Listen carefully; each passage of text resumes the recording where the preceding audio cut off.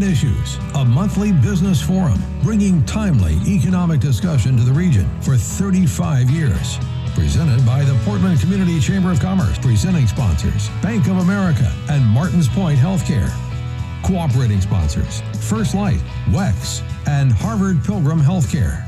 Community Corner sponsor, Goral Palmer. Reception sponsors, Clark Insurance, KeyBank, and Veril. Tomorrow's Leaders and Entrepreneurs sponsors, Springborn Staffing Center and AAA Northern New England. Media partners, News Radio WGAN, The Forecaster, WMTW News 8, Maine Biz, with production support provided by Headlight. Special community partners, Anthem Blue Cross Blue Shield, Spectrum Healthcare Partners, the University of Southern Maine, and Southern Maine Community College. And now, please welcome Portland Community Chamber President, Jim Cohen. Good morning, Greater Portland, and welcome to Virtual Eggs and Issues, the monthly virtual business breakfast of the Portland Community Chamber of Commerce. My name is Jim Cohen, coming to you live from my living room studio located in the North Deering neighborhood of Portland, Maine. I'm a partner with the Veril law firm, and I'm honored to serve as the volunteer president of the Portland Community Chamber of Commerce Board of Directors. I want to thank all of you once again for joining us safely this month for Eggs and Issues. Today's program is both an important and timely program as Portland voters will be asked to vote on 6 different ballot questions this fall. You heard that right, 6. And 5 of them were put forward by the Southern Maine Democratic Socialists of America. The Portland Chamber has since voted to oppose 3 of those questions: minimum wage, rent control, and Green New Deal. But before we get into the details, I want to take a moment to thank all of our sponsors of Eggs and Issues who make this event possible, whether in person or virtual. First and foremost, our presenting sponsors, Bank of America and Martins Point Healthcare. I also want to thank our other generous sponsors, First Light, WEX, Harvard Pilgrim Healthcare, Clark Insurance, KeyBank, Veril, Goral Palmer, AAA Northern New England, and Springborn Staffing. A special thank you to our media partners, The Forecaster, WGAN, WMTW, Maine CW, and Maine Biz. And thank you to our FMI sponsor, the Portland Public Library. We miss our friends at Headlight Audiovisual and Holiday Inn by the Bay, and hope to be back in person soon and working with them once again. And finally, a very special thank you to our special community partners who support all of our chamber initiatives: Anthem, Spectrum Healthcare Partners, University of Southern Maine Community College, and MEMIC. Let's have a virtual round of applause for all of our generous sponsors. Now on to today's topic: Portland at risk. What Portland's ballot referendum questions mean for businesses. We're pleased to co-host today's event with MEREDA, the Maine Real Estate and Development Association.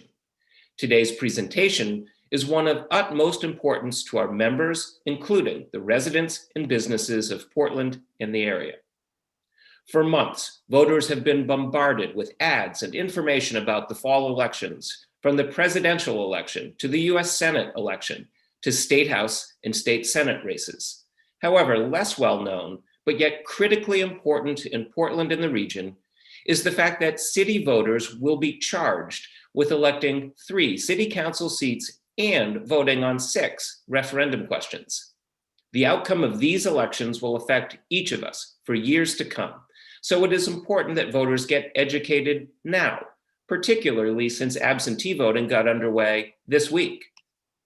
Today, we will focus on 3 of the 6 ballot referendum questions: minimum wage, which was proposed and rejected by voters several years ago; rent control, which was also rejected by voters several years ago; and Green New Deal, which is actually a bad deal for affordable housing in Portland. These are significant and consequential policy initiatives that the Chamber has voted to oppose based on the input of our membership. As noted earlier, these initiatives, along with 2 others, were drafted by the Southern Maine Democratic Socialists with no public input, no public hearings, and no public discussion. This special interest group, representing a small minority of people, decided to advance not one, but 5 separate ballot referendum questions, complicated questions that require Portland voters to get educated at a time when COVID-19 makes it difficult to communicate and to educate. In fact, that is likely what the proponents are counting on, sliding under the radar, hoping that Portland voters won't notice, which is a major reason we hope to surface these issues so that Portland voters can be educated about these poorly conceived proposals. Even more importantly, it is critical to understand that if these initiatives do pass, they cannot be undone for 5 years. That's something that we have to be very concerned about. Frankly, that is how the citizen initiative process works in Portland, contrary to what the supporters have been telling the public. The reality is, once a ballot question passes, the City Council is legally prohibited from repealing or amending it for 5 years, which is very different from citizen initiatives in Augusta, where the Maine legislature can immediately modify an initiative and has regularly done so. Today's program is so important because it provides an opportunity for Portland voters to learn what is behind some of these referendum questions, beyond the misleading sound bites put forward by supporters. You should also know that opposition campaigns have been launched against all 3 initiatives, and you will be hearing more about that today. The campaign names and websites for each of these initiatives will be provided to you so that you can participate going forward. As we turn to today's program, just a reminder that, as with all virtual Eggs and Issues programs, we encourage our audience to participate in today's discussion by submitting your questions and comments through the chat function on your YouTube screen. To do so, you will first need to log into your Google and YouTube accounts. Now, at this time, I would like to welcome our co-moderators for today's discussion, Elizabeth Frazier, an attorney at Pierce Atwood, and Quincy Hensel, the president and CEO of the Portland Regional Chamber of Commerce. Take it away. Thank you so much, Jim, and thank you all for joining us today. My name is Quincy Hensel.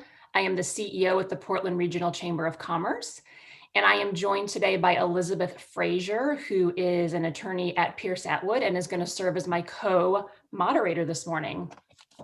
Before we get into the meat of today's discussion, we do want to share with you 3 videos that really drive home the message and the impact of these ballot questions. So we are going to tee those up for you right now.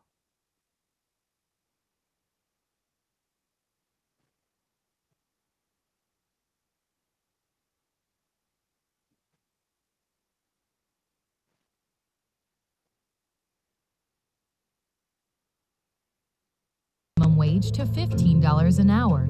But during a state of emergency, the minimum wage would skyrocket to $22.50. We can't make tough times tougher.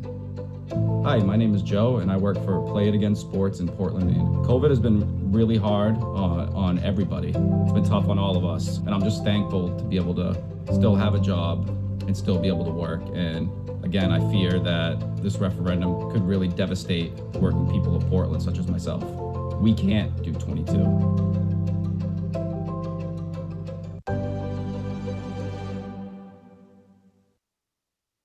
Elm Terrace has 38 energy-efficient, affordable apartments. But if the poorly written Portland Green New Deal were in place, nonprofits wouldn't be able to access the funds that create affordable housing like this. In fact, this referendum would kill affordable housing in Portland. It appears the law was written in secret without talking to affordable housing advocates. I support fighting climate change and I support affordable housing. I'm sorry these referendum questions won't help. I'm voting no on question C, Portland's Green New Deal. We all agree that Portland has an affordable housing problem, but rent control won't help. It'll make things worse. The special interest who wrote this law never asked for public input. It's poorly written and it can't be fixed for 5 years. I've seen firsthand what rent control does to renters. Your rent will not go down. It'll push tenants out who are in real need. Question D is not progressive. Portland already said no once. Vote no on Question D. Great. Thank you. Now that you've all had a chance to get a little bit of an understanding of the issues that we're going to be talking about today, I'd like to introduce our first presenter who will discuss Question A, the minimum wage ballot question. It's my pleasure to introduce Curtis Picard, the President and CEO of the Retail Association of Maine. Good morning, everybody. Thank you, Elizabeth and Quincy, for having me this morning. My name is Curtis Picard, and I'm President and CEO of the Retail Association of Maine. During my tenure, I've seen various attempts to increase the minimum wage statewide and also in the city of Portland, though none of these attempts were as egregious or would have such significant consequences as this referendum in November. Question A on the Portland ballot would increase the minimum wage to $15 per hour over the next few years. However, that's not the most concerning part of this proposal. It would also require Portland employers to pay time and a half during any declared emergency, statewide or within the city of Portland. If Question A passes, this proposal would take effect this December. And assuming Maine is still in a state of emergency in December, which we believe to be likely, the Portland minimum wage will go up to $18 per hour, and ultimately, when this referendum is fully implemented, the minimum wage in a state of emergency would be $22.50. Even under normal circumstances, a $22.50 minimum wage is not sustainable for most small businesses.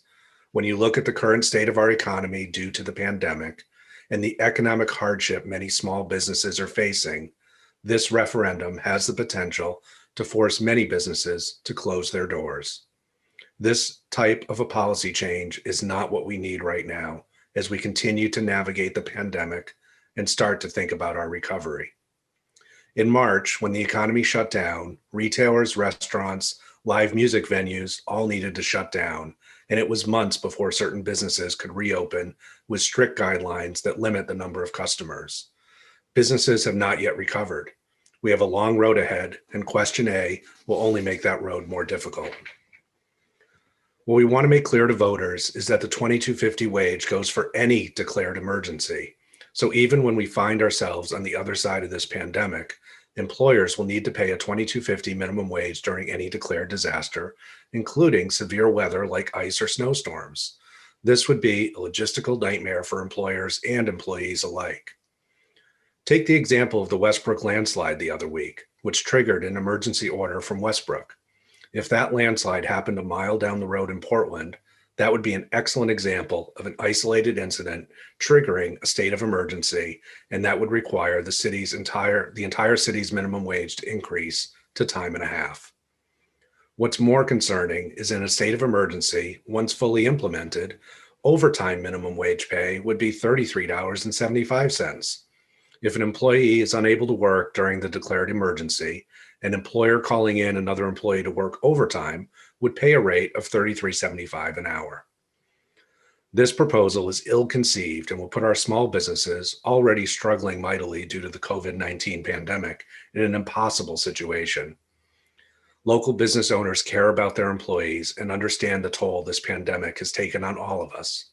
Unfortunately, if this proposal passes, it would force them to reduce staffing in order to remain open and may force others to close altogether.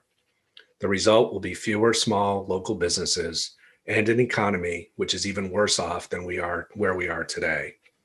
Simply put, now is not the time to add significant new costs on businesses struggling to survive the pandemic.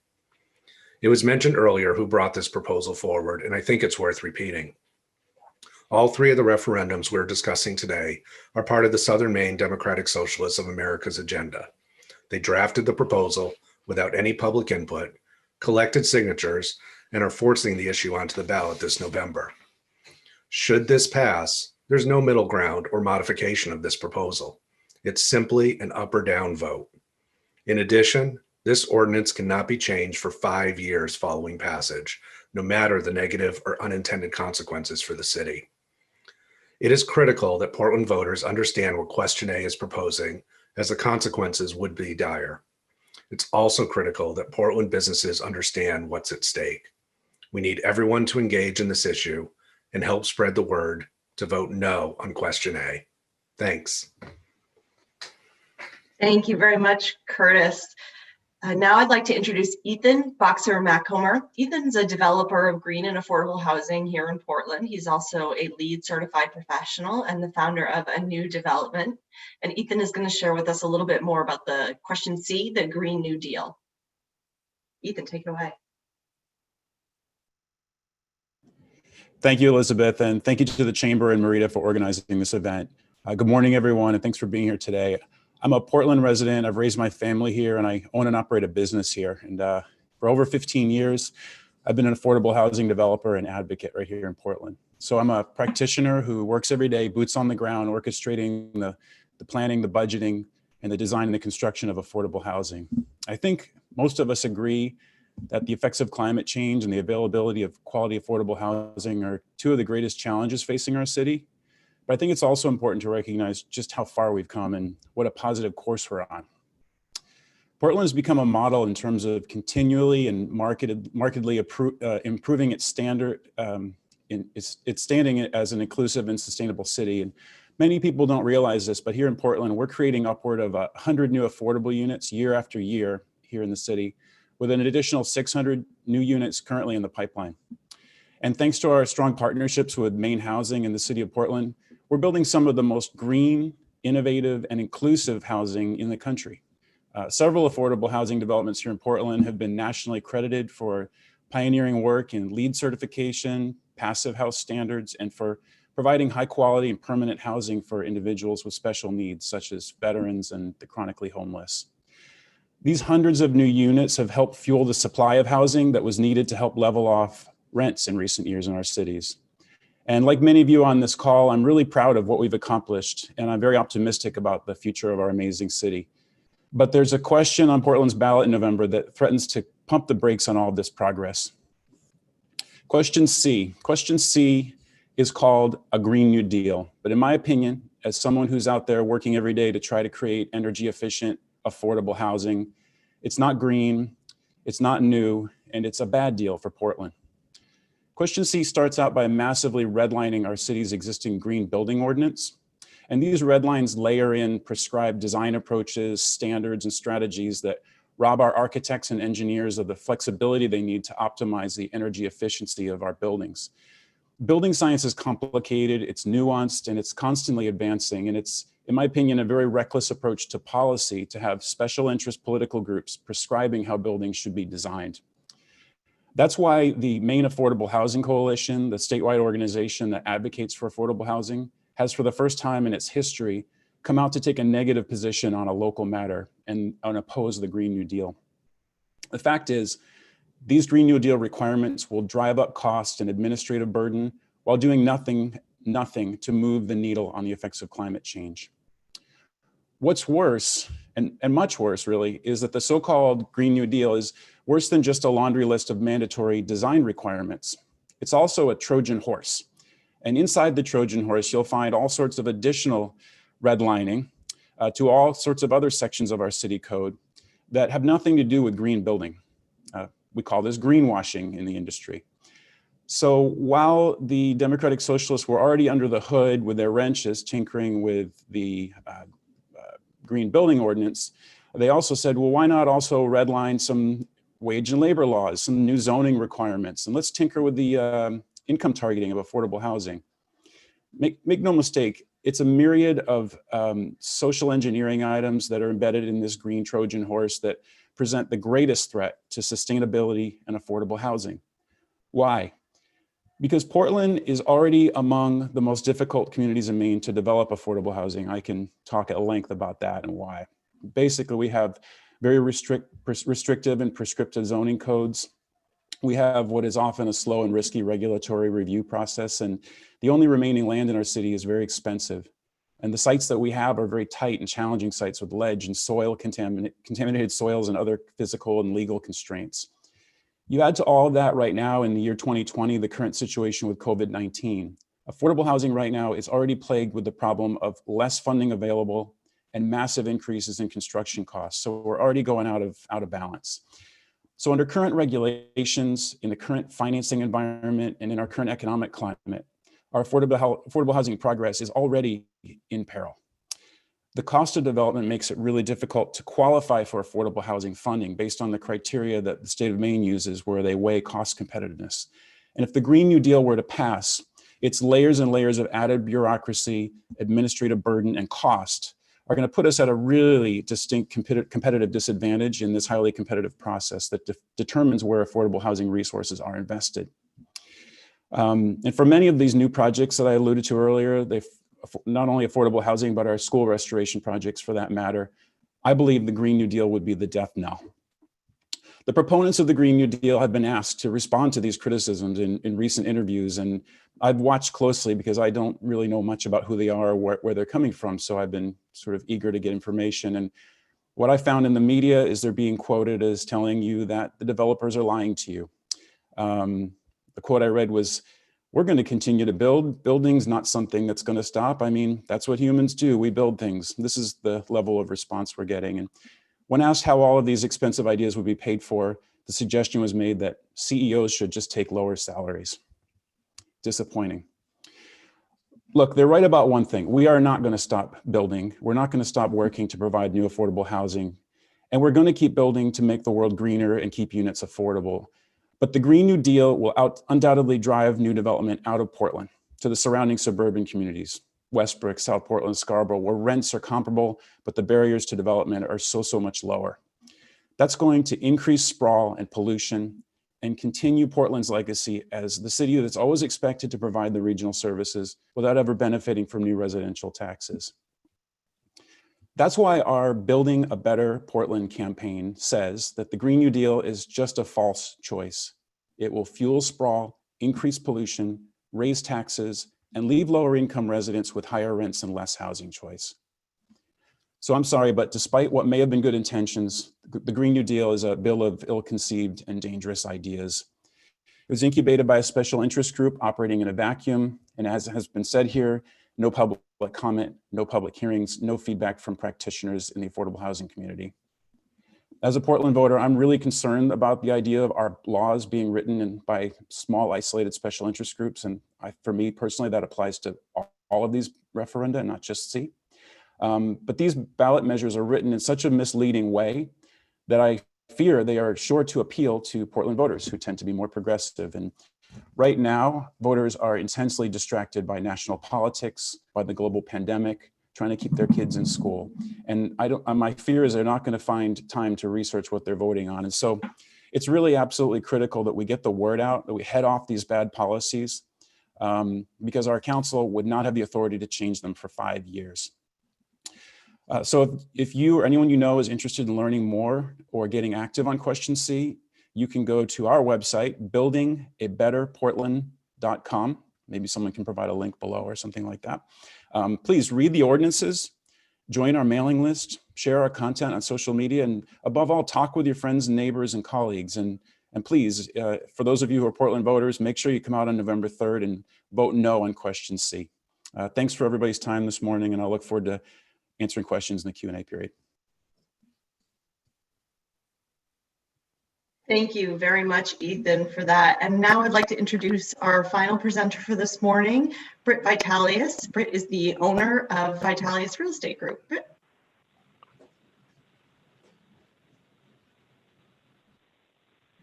Good morning. My name is Britt Vitalius. I've been president of the Southern Maine Landlord Association for more than a decade now. And we just did this a few years ago.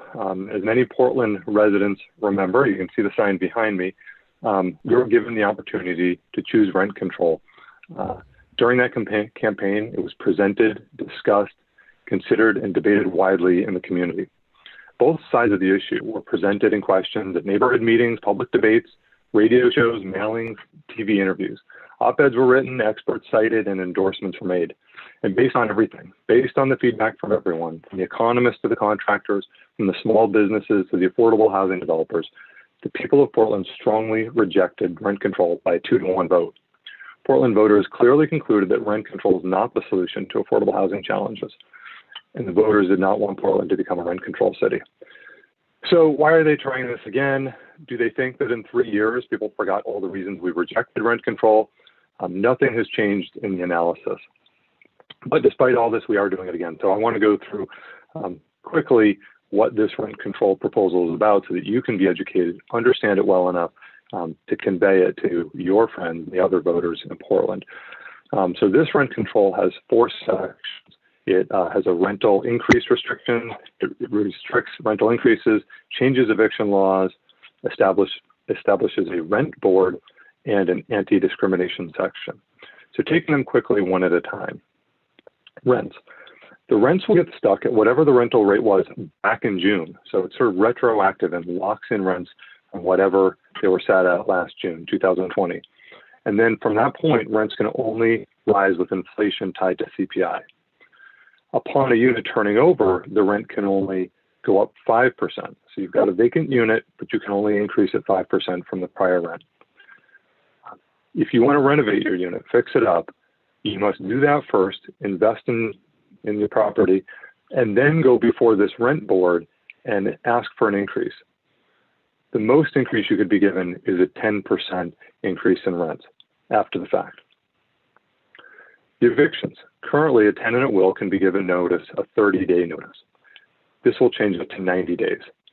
Landlords will have the opportunity to offer tenants an extra $500 for the tenant to leave in 60 days if the tenant agrees, or $1,000 for the tenant to leave in 30 days if the tenant agrees.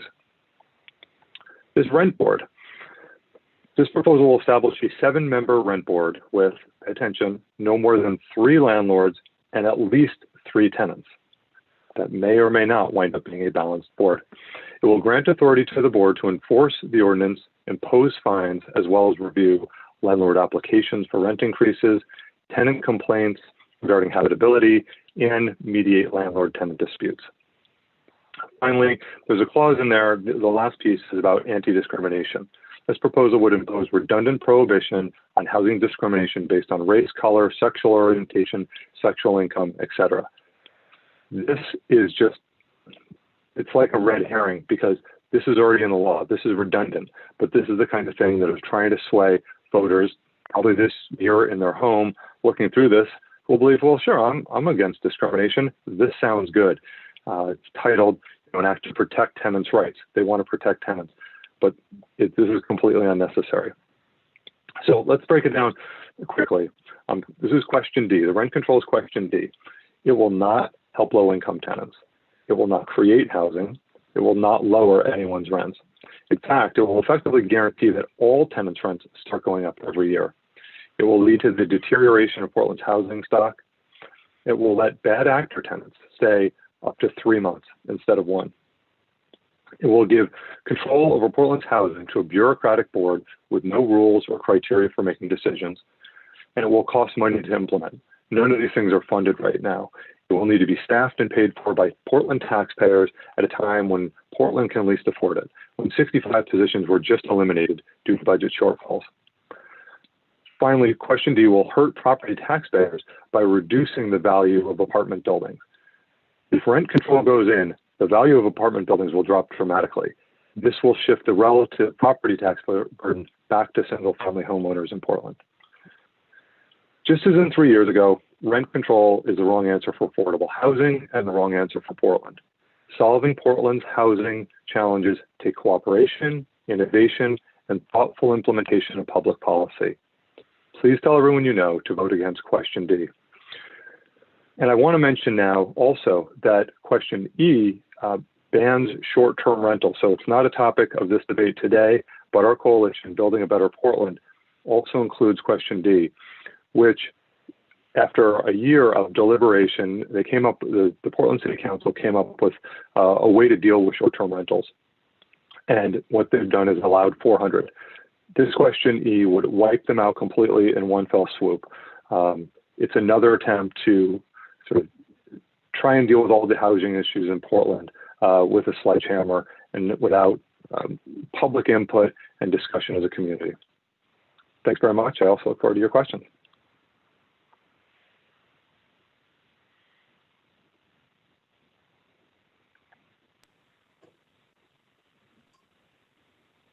Excellent. Thank you all. I hope I am back up on camera and you can all hear me. I really appreciate the three of you giving a lot of great insight into what these ballot questions are and what the consequential impacts of these will be if they are passed on Election Day. So we'd now like to take some time to do some questions and answers. We've had some questions that have been previously submitted. If you have questions, you can type them into the chat. I know that there's already been some questions that have been put out there that we're hoping to address in this second half of our program. So let's turn our first questions to just some general questions about the referenda. I'm going to invite the three of our panelists to weigh into all of these, but I will direct the question to one of you. But if anybody else has additional thoughts they'd like to add, please do. The first question I am going to direct to Ethan. Ethan, can you explain why these referendums cannot be changed for at least 5 years? And I'll also add that I know some of the participants at today's program have been in the chat saying that they can be changed, and the way they would be changed would be via an additional referendum question. So if you wouldn't mind addressing that, that would be really helpful. Thank you. Yeah, thank you, Quincy. And in this age of political spin and misinformation, this is a pretty common sort of argument we get into. It's very black and white. Our city code explicitly states in plain English that once a referendum is passed by the voters, the city council has no authority to change it for a 5-year period. As a practical matter, could another referendum be launched to counter that? Yes, I suppose so. But that seems to me, I don't know about everybody else, but that seems to me like a really, really bad way to advance policy in our city. Competing bad ideas by referenda. I personally, and this is maybe a little Pollyanna, really strongly believe in our democratic process here in Portland. I'm a former member of the staff of the city of Portland, and I've been working in this community for over 17 years to advance goals of community development, affordable housing, and sustainability. And I've watched our city council, and democracy is imperfect, but we all elect our officials to represent us. They hold forums on these policy matters in an open forum where we can all submit evidence-based analysis, and decisions can be made in an open process. Referendum, it's an important democratic mechanism to have there, but in my opinion, it's being egregiously misused right now. And the counter argument that, well, we can have another referendum next year is absurd. There's nothing else to call it. I just want to point out too that every time we have one of these referenda, I feel terrible for Britt and the folks that are more chiefly focused on rent control. These are incredibly distracting from the work that we're all trying to do. All of us in the business and in the community development community, we're all out trying to grow the economy, develop housing, make our city awesome. And every time one of these referenda comes along and we all have to waste our time chasing it around, it takes attention from what we're trying to do. I am literally missing an important call on a closing for a new affordable housing project I'm developing in Westbrook right now because I have to be here defending against and backstopping this kind of thing. So that's my opinion on the matter, Quincy. That is very well said, Ethan. Thank you so much. I'll address the next question to Curtis. Curtis, I'd like you to talk a little bit about the city council's role in these referendum. I think it's often a point of confusion for the voter when they see 6 major policy initiatives on a ballot that they might assume the city council is involved in these in some fashion. Could you answer the question, was city council involved in the creation of these referendum questions? Yeah, that's a great question, Quincy, and thank you for that. No, these referendums were put on by a bunch of citizens that got together. In this case, the Southern Maine Democratic Socialists of America put these referendum questions on the ballot. And I think it's important for Portland voters to understand that you only need 1,500 signatures to get something on the ballot in these election years. And so, compare that at the state level. When there's a statewide referendum, you need to gather 10% of the number of voters who voted in the last gubernatorial election, which is usually around 64,000 or more voters.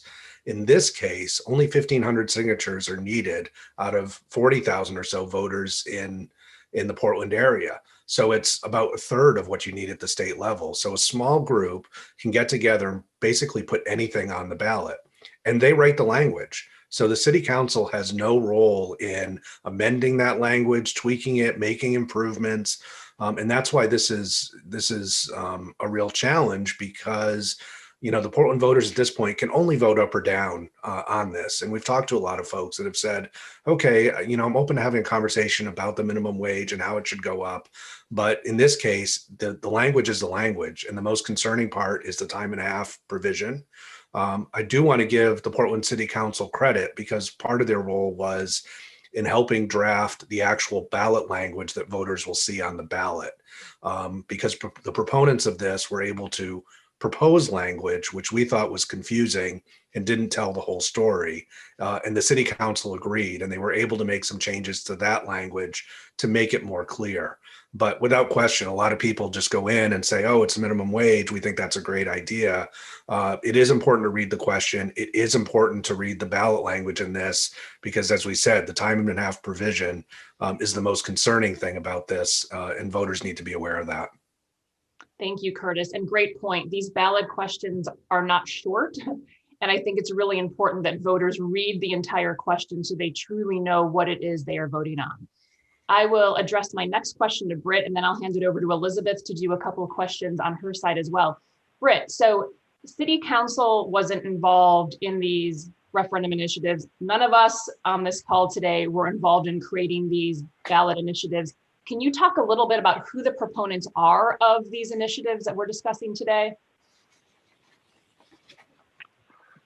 Well, doing a little research, you can see on the web, the Southern Maine Democratic Socialists of America formed a group called People First Portland. They define themselves as a bold democratic campaign to pass 5 referendum initiatives in the November election to put our residents before corporate profits.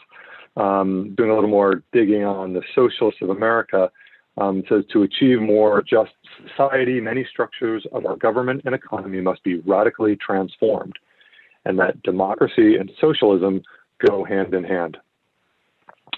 So they're explicitly socialists, which is fine as it goes.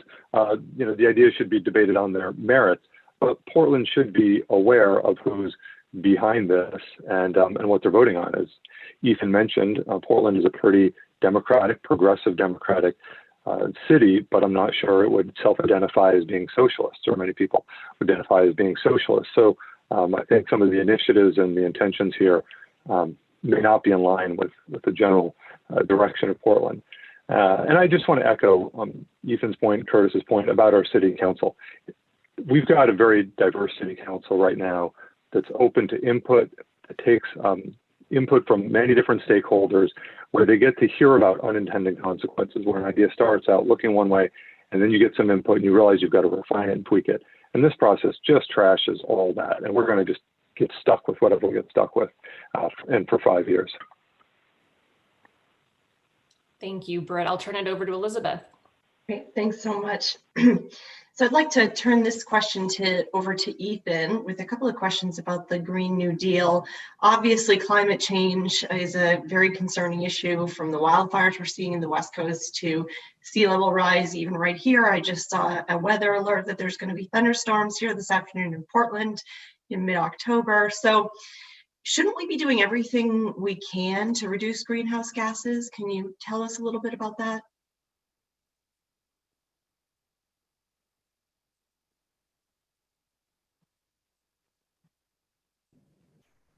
Sorry, technical issue. Yes, Elizabeth, of course, we should absolutely be doing everything we can to fight the effects of climate change. Listen, I'm a LEED certified professional. I've dedicated a lot of my career to trying to build sustainable buildings. I'm a guy who have a 1-car family, and I bike to work every day I can when the weather allows. The fact of the matter is, though, as I've already said, I'm struggling with how to not repeat what I already said here, but the policies in this policy in the Green New Deal were created probably with good intentions, but as I've already enumerated and laid out, they're really going to have quite the opposite effect. I think the proponents of this simply don't have a clear understanding of how development works, how finance works, what our regulatory environment is like. And so even though they have good ideas and they think they may have discovered some magic bullet that the rest of us were not smart enough to figure out, I think their ideas are flawed and frankly naive, and would, as I've said, have quite the opposite effect of what they're trying to do. I think what we should be doing is continuing to invest in our democratic process that's yielded such great results. I mean, I think a lot of the political narrative I hear coming out of the proponents of this are kind of taken from an angry national narrative, and I don't think it really applies that much to Portland. I mean, the whole idea that this is all about corporate profits. The vast majority of the affordable housing developed here in Portland is developed by not-for-profit organizations with folks who earn very modest salaries and earning fees that are capped at the state and federal level. This is not an environment of greed and waste and abuse that it's being portrayed as. And I just think that, yes, absolutely, we need to invest in working against climate change. And I should point out, I mean, this is really critical to say, the city of Portland and the city of South Portland just recently announced their One Climate Future, the Joint Action and Adaptation Plan. And there's incredible work being done to align our local policies with those of the state and hopefully someday the federal government. And we've committed to doing things like reducing community-wide greenhouse gas emissions by 80% by 2050, transitioning to 100% clean energy for municipal operations by 2040. These things are already happening. They're happening through our open democratic process that we're all allowed to participate in. And they're happening with evidence, they're happening with analysis, and we're on a great track. And I shudder to think that we would allow ourselves to have a small fringe group working around a dining room table, try to sort of give their own version of how this should be done when we're on such a great track. Thanks, Ethan. As a follow-up, another provision of the Green New Deal, which you spoke to, is the labor and wage provisions. Can you tell us a little bit more about that? And shouldn't we be paying workers who are working on projects that receive public money a fair wage? And won't the Green New Deal do that? Or can you tell us about that? Yeah, no, we absolutely should. I mean, I'm personally a big proponent of raising minimum wages. I just strongly feel that it should happen at a national level or maybe a state level, but you can't go town by town and do that. It's just messy, puts towns at competitive disadvantages. And as a Portland resident, I just don't support it. I'd rather have Governor Mills working on this issue than, again, a small group of people here in their living room. We do need better wages, and in the construction trades in particular, we need more access points for young people to come in. I can tell you, as someone who's out there every year trying to procure large construction contracts with construction services in there, regional labor shortage is a real problem. But what we hear from our contractors here across Maine is that these requirements would be super difficult for them to follow. Maine's local subcontractors are not really set up to manage these apprentice programs, and the projects are so squeezed that like jumping into a sudden rate increase in just one town would put that town at a terrible disadvantage and probably create a disincentive for anyone to even bid on projects here. If we could go forward and we could find the shops that could meet these standards, they're likely to not be Maine companies. I mean, I personally pride myself on using the state level resources that are allocated to my projects and spending them on hiring Maine consultants, Maine contractors, Maine designers to the highest extent possible. And we really only go out of state for services when we have to. But I think, what I'm being told by the contractors we work with is that would be the result. Again, it's a municipal level answer to a much larger regional and national problem. And it would put our community at a competitive disadvantage and, put the brakes on our progress and push development to the communities around us. Thank you, Ethan. Let's turn our attention for a minute to minimum wage, and I'll direct this to Curtis. Curtis, can you talk a little bit about how the city and the state have both been faced with and dealt with questions around the minimum wage issue over recent years? Yeah, thanks, Quincy. The reality is both the state and the city of Portland have dealt with this issue numerous times. More recently, the city of Portland, last time it had a $15 minimum wage proposal. The voters of Portland voted it down, thankfully.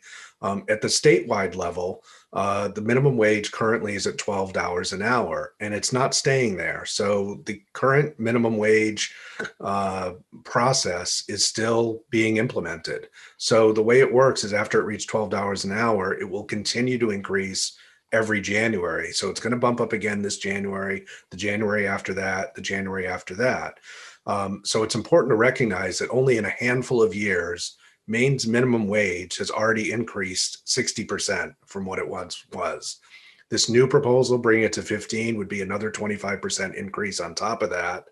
And with the time and a half emergency provision in that, that would increase the minimum wage another 87% beyond that, which is just not sustainable for any business out there.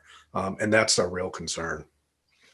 Thank you. And a follow-up to that, I know a lot of the focus has been around the 2250 provision. This proposal is very unique in that it has an emergency wage provision for when you're in a state of emergency. And I do believe that this, if passed, would take effect in early December. And I think we can all safely assume we will be in a state of emergency, which is probably why we're putting a lot of focus on this emergency wage. But can you talk a little bit about why that's important? I know we've heard people say, well, aren't we in, like, we're not in state of emergencies often, or disasters are rare. Can you address what some people might say around, the emergency wage provision maybe not being a big deal that would potentially not take effect often? Yeah, well, I think it is important to remember that with the current pandemic, we're now in our 7th month of a state of emergency. So if this provision was already in law or an ordinance, can you imagine the impact on Portland businesses, many of whom weren't even able to open in March, April, May, June, even having to pay a time and a half provision? But if and when we're past this pandemic, the reality is states of emergency and local emergencies happen all the time. I think Elizabeth mentioned a short while ago, we have another bad weather day coming up later this afternoon. We're going to have 40, 45 mile an hour winds. Trees are going to come down. Power could go out. We've seen ice storms. We've seen blizzards. We've seen summertime floods. We talked about the landslide in Westbrook a week and a half ago. So these things do crop up periodically. Sometimes they're short time. Sometimes they're longer impact than people realize. And so they do happen fairly frequently. And that's going to be, the financial impact on businesses is obvious, but also just the managing of it, where, in Portland, you can have marginal way flood periodically and maybe a state of emergency gets declared, but then all the businesses within the Portland city limits are impacted by that, even if they're not even close to what's going on in that section of Portland. So it's important for folks to think about that. Great point. Thank you so much, Curtis. And I'm going to turn this back over to Elizabeth. Great. Thanks so much. So let's talk a little bit about rent control. Britt, we all have to acknowledge that Portland rents are expensive. I'm a Portland renter, and certainly I recognize the high costs. But can you tell us a little bit about if we don't put a limit on rents, how else can people afford to live in Portland? This is such a complicated question. I will do my best. Give you a couple minutes, not the 30 minutes I'd like to go on. Having looked at this question, we looked at it 3 years ago. The people who are renting in Portland today, for the most part, can actually afford the rents.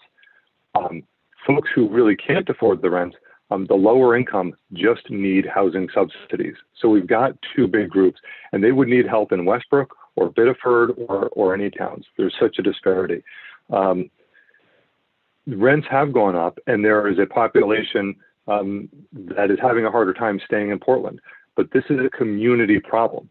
Portland is a different city than it was 10, 15, 20 years ago. It is more attractive. This is a great problem to have, but housing is a community-wide issue. It's not just Portland, it's Westbrook, Scarborough, South Portland, Saco, and Biddeford. It's a transportation issue. It's a availability issue. It's a housing issue. We need more housing. So rents have gone up, but people who make more money are also moving here and can afford these rents. So as a community, we've got to choose smart growth and looking at this as a holistic community issue, not choose stagnation and try and just freeze the problem in place, which is what rent control would do. And combined with the Green New Deal, we would stagnate the rents, we would kill values, and we would stop any new creation of housing. It's really the worst way to try and attack the challenges we've got.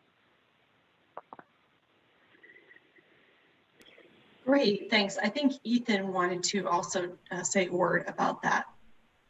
Yeah, if I may, watching our rental stock, existing rental stock here in Portland, which by the way is among the oldest in the entire United States, and has been plagued with lots of problems because our city, let's face it, since World War II, we're coming out of decade after decade of disinvestment here in our city. And just in recent years, we're seeing a reinvestment. Now, I know that the market adjustment that occurred in the rental market here hit a lot of people really hard, and I understand that we need to respond to that and work against that. But we also should remember that in the last 20 years, we've addressed problems like lead and asbestos. We've improved the energy efficiency of buildings. We've done historic restorations. We've improved, Americans with Disabilities compliance, and the list just goes on and on. Our housing stock was dangerous and decrepit, and the deferred maintenance was so extensive that we needed that market adjustment to bring things back up to standard so that we could be fire safe, so that we could be energy efficient. As I've already said, we're working on making sure that we stay inclusive, that we continue to build affordability and as we grow. But I think it would be unfortunate to ignore how important that rental market adjustment was that kind of got everybody stirred up. And I think it's also really important to underscore what was been reported in the media recently, which is that it's leveled off. Yes, we saw some really dramatic increases for a couple of years, but it's leveling off. And the reason it's leveling off is we're creating new supply.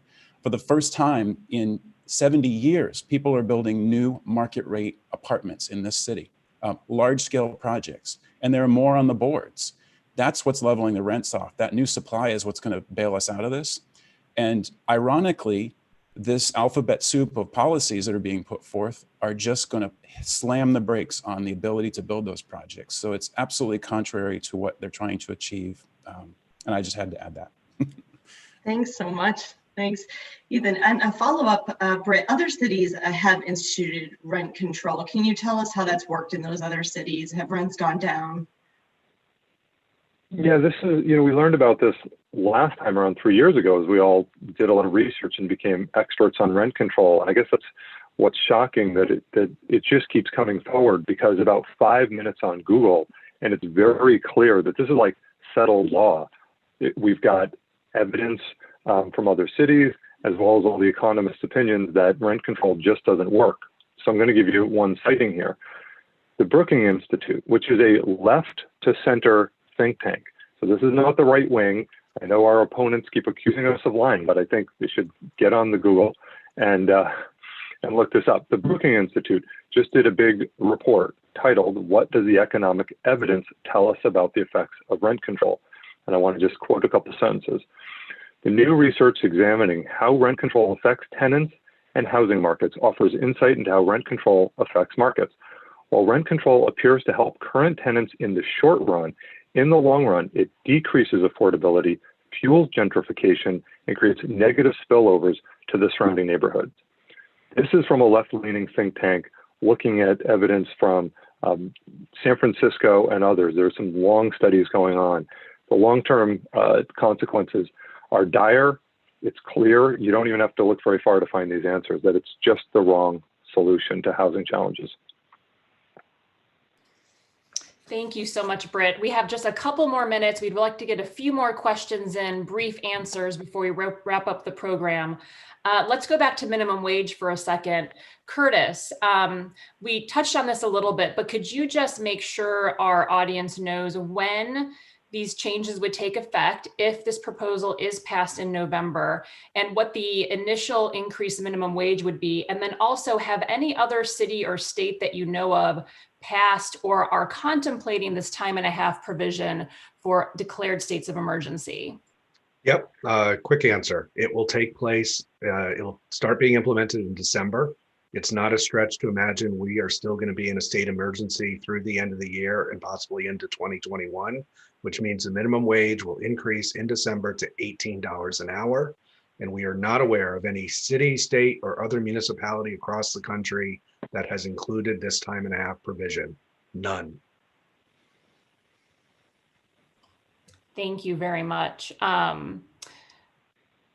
We probably should start to wrap up our program. I think we'll put one final question out to the three of you, and that is, how can everybody who is listening today help ensure that these proposals do not pass? How can we suggest to them to engage in the various campaigns that are happening and in efforts to get the words out? And I think you can all weigh in. I'll start with Britt if you wanna share, and then Curtis and Ethan, please hop in as well. Yeah, thank you so much. Just talk to everyone you know. Go to buildingabetterportland.com, find us on Facebook. And really individually making calls and making people aware. The proponents of this did not even want their ordinances on the ballot. They went in front of the councilors to try and make it so you couldn't see the language.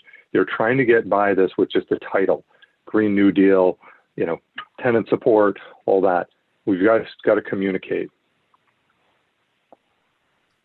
Yeah, ditto. I think the language on the ballot is so deceiving that if Portland voters don't find the time to go out and research this and understand it, they are very likely to be deceived. If, I'm a very progressive voter. If I didn't know any better and read these ballots the way they're written, they are not what they appear to be. And I think, all sides of all of these campaigns are paying for paid media content and lawn signs and all of that and all the things that normally happen in these campaigns. But in my experience living in Portland and looking around here, the way these elections are won and lost is friends and neighbors talking to each other, work colleagues talking around water coolers or Zoom as it may be now. And I think we all just need to elevate this issue when we're talking with our neighbors and our friends and our family, and make sure that people are aware. And I think as long as no Portland voter goes to the polls without having really understood what's going on here, we will defeat these. And the only vulnerability is that, as the proponents, I think, are hoping that there's not enough information out there and people make a false choice. Yeah, Ethan and Britt are absolutely right. Cutting through the clutter of a contentious presidential election and a highly contested U.S. Senate race, it's hard. So for minimum wage, we have a website, wecan'tdo22.com. We're looking for additional contributions. We're going to be circulating a letter soon for small businesses to sign on to, which will be helpful. But yeah, help spread the word. Talk to your employees, talk to your fellow business owners, get the awareness out there, because everyone we've talked to, once we talk about that time and a half provision, are like, oh, I didn't realize it had that. Oh, it's going to be $18 an hour in December. Holy cow. So please help spread that word.